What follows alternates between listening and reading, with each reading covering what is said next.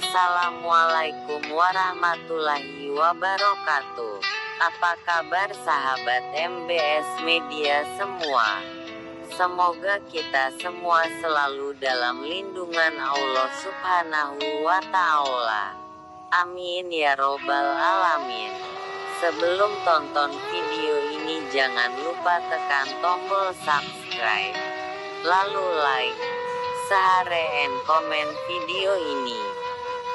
Pada video kali ini kita akan membahas kisah karomah seorang ulama yang bagi sebagian orang belum kenal langsung dengan beliau akan terasa asing, namun bagi yang pernah belajar dan bertamu langsung dengan beliau maka sudah tidak asing lagi. Beliau memang sangat tawadu dan tidak mau dikenal banyak orang. Sekarang beliau telah meninggalkan kami semua murid-muridnya. Beliau adalah orang tua kami, Guru Mursyid Maulana Abi Ikrom Olong. Semoga Allah tempat beliau di tempat terbaik di surganya, amin. Kisah karomah seorang ulama Guru Mursyid almarhum Maulana Abi Ikrom Olong. Sebagai bawahan yang kebetulan juga mantan Korps Sukarela KSR PMI, jasad anak kesayangan atasannya belum bisa ditemukan membuat saya rela belusukan keluar masuk hutan belantara di sebelah Bandara Patimura Ambon di Laha. Kebesaran Allah muncul di depan mata kepala saya. Betapa ada seorang berpakaian serba putih terbang di sekitar kami. Penampakan tersebut kadang muncul, kadang menghilang. Wallahu a'lam apa maksud dari semua itu. Yang jelas di tengah rasa takut karena merasa seperti melihat hantu di siang bolong, ada rasa penasaran yang sangat dalam.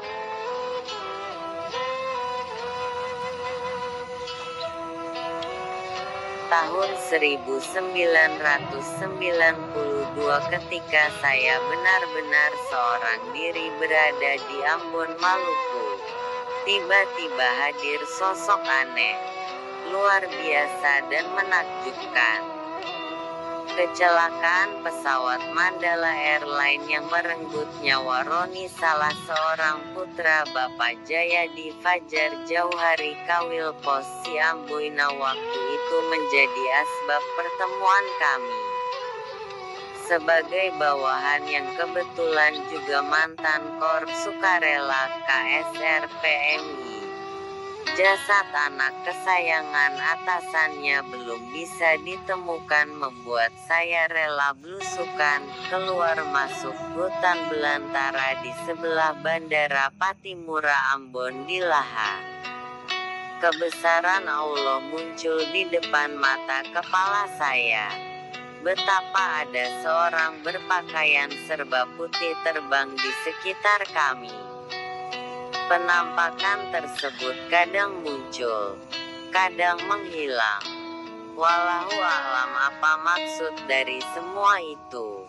Yang jelas di tengah rasa takut karena merasa seperti melihat hantu di siang bolong, ada rasa penasaran yang sangat dalam. Sucipto, sahabat saya yang asli Nganjuk, mengatakan bahwa katanya ada seorang ulama yang sangat sakti sedang menghibur Pak Jayadi. Kontan saja. Rasa penasaran ini kian memuncak tatkala melihat penampakan yang sedemikian mengagetkan. Entah beliau sengaja memperlihatkan itu atau saya yang memang mendapat hadiah atraksi seru itu. Subhanallah. Tulisan tentang Ustadz Ikrom yang insya Allah menurut saya seorang waliullah akan kami tulis tersendiri untuk kami jadikan sebagai buku. Semoga kenangan indah bersama beliau dapat menjaga iman saya agar tidak pernah rusak. bahkan meningkat dari waktu ke waktu meskipun berat. Ustadz Ikrom mengajarkan pertama kali kepada kami tentang larangan dusta dan keharusan bertawadhu. Selanjutnya istinjak awal yang sampai saat ini kami belum mampu melaksanakannya juga menjadi pesan utama beliau. Buku itu insya Allah berjudul Ustadz Ikram, Tanda Kebesaran Allah Melalui Seorang Mursyid.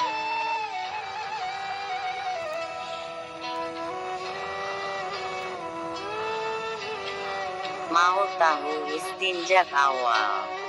Saya kasih.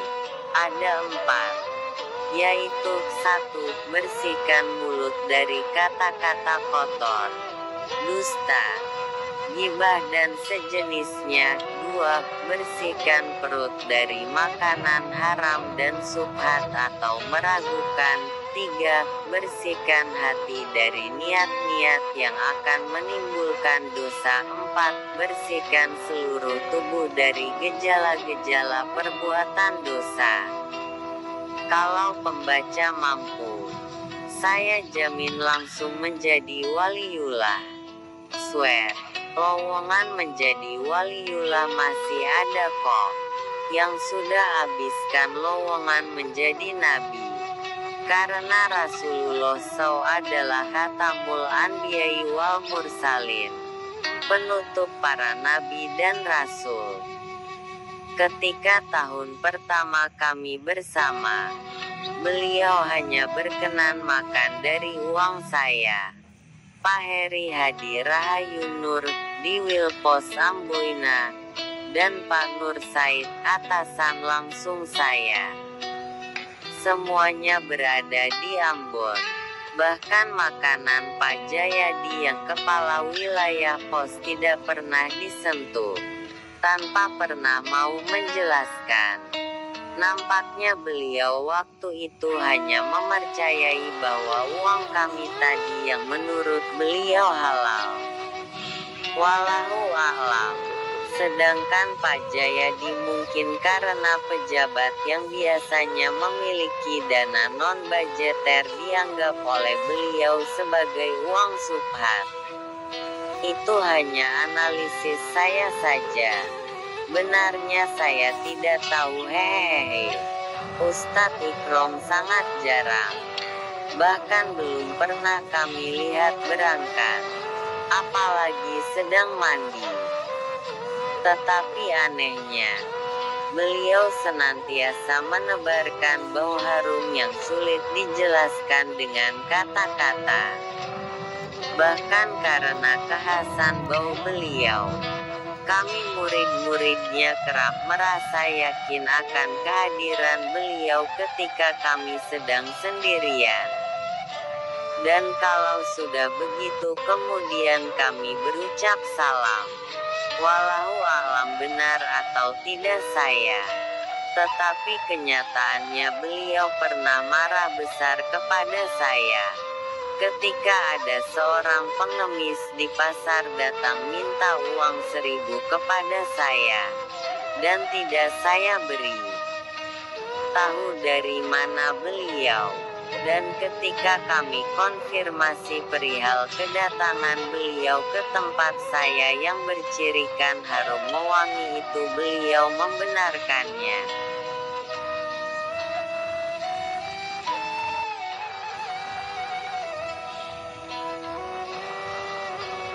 Ustadz Ikram masih menjadi misteri bagi saya. Bahkan beberapa kali tidur bersama beliau, jarang loh waktu itu seseorang bisa bertemu apalagi bisa tidur bersama beliau. Sering kami mendengar obrolan beliau dengan seseorang yang sama sekali tidak kami pahami siapakah gerangan. Dan ketika itu, tak pernah mulut ini bisa terbuka untuk menanyakan perihal tersebut. Tidak berani atau apa ya? Saya benar-benar tidak paham. Ustadz Ikram yang saat buku ini ditulis berada di Ngawi, Jawa Timur adalah orang yang paling saya kagumi dan cintai. Ketinggian ilmu dan kemampuan melihat beliau membuat saya rela untuk memijat badan kerasnya selama berjam-jam. Keanehan dan misteri yang terurai di atas membuat saya kian getol mencari tahu tentang semua itu. Badan beliau seperti besi, dipukul, diinjak, apalagi hanya dipijat. Sepertinya tidak terasa olehnya. Lebih keras lagi nak, demikian kata beliau ketika saya yang sudah lemah mengedorkan pijatan. Tetapi insya Allah rasa cinta saya kepada guru. Dengan memijat sampai kemudian saya tertidur karena kelelahan membuat saya tenang menerima semua itu.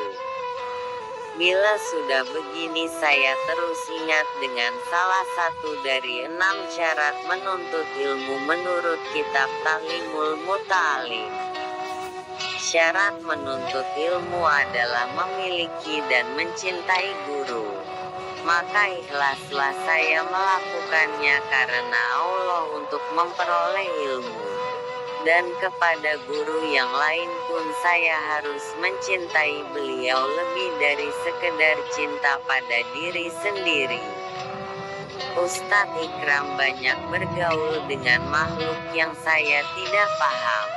Tetapi ketawadukan beliau yang mengaku belum pernah bertemu dengan Rasulullah SAW membuat kami semakin terpacu untuk terus dan terus belajar tentang Islam yang yulawalahu alaihi, tinggi dan tidak bisa ditandingi ketinggiannya. Mungkin saat itu saya belum dan tidak pantas untuk tahu tentang banyak hal. Tetapi seiring dengan berjalannya waktu dan amal ibadah kami, harapan untuk mendapat kepercayaan tersebut kian besar dan nyata. Terbukti pasca kebersamaan saya dengan Ustadz Ikram, semoga Allah meridainya. Saya sudah beberapa kali bertemu dengan Rasulullah SAW dalam forum mimpi.